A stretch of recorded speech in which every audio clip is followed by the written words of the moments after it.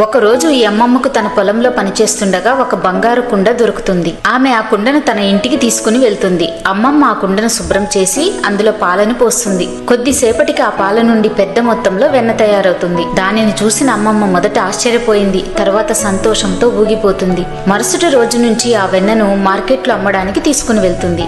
ఆ వెన్న ఎంతో రుచిగా ఉండడంతో మార్కెట్లో ప్రజలు ఎగబడి కొంటారు. అలా వెన్న అమ్మగా వచ్చిన డబ్బులతో అమ్మమ్మ చాలా ధనవంతురాలవుతుంది. కొంతకాలం అమ్మమ్మని ఒక వ్యక్తి రహస్యంగా గమనిస్తూ ఉన్నాడు. ఈమెకు ఇంత రుచికరమైన వెన్న ఇంత పెద్ద మొత్తంలో ఎక్కడి నుంచి వస్తుంది అని దొంగచాటుగా ఆమె ఇంటి దగ్గరికి వచ్చి చూస్తున్నాడు. అమ్మమ్మ అప్పుడే కుండలో పాలు పోస్తుంది. ఆ పాలు కాస్త వెన్నగా మారింది. ఆ పెద్దాయనకి జరుగుతున్నదంతా అర్థమైపోయింది. మరుసటి రోజు అమ్మమ్మ వెన్నను తీసుకుని మార్కెట్కు బయలుదేరగానే అతను ఆ కుండను దొంగలించి వేరే ఊరికి పారిపోతాడు. అమ్మమ్మ మార్కెట్ నుంచి రాగానే తన బంగారు కుండ కనపడకపోయేసరికి బాధతో ఏడుస్తూ కూర్చుంది.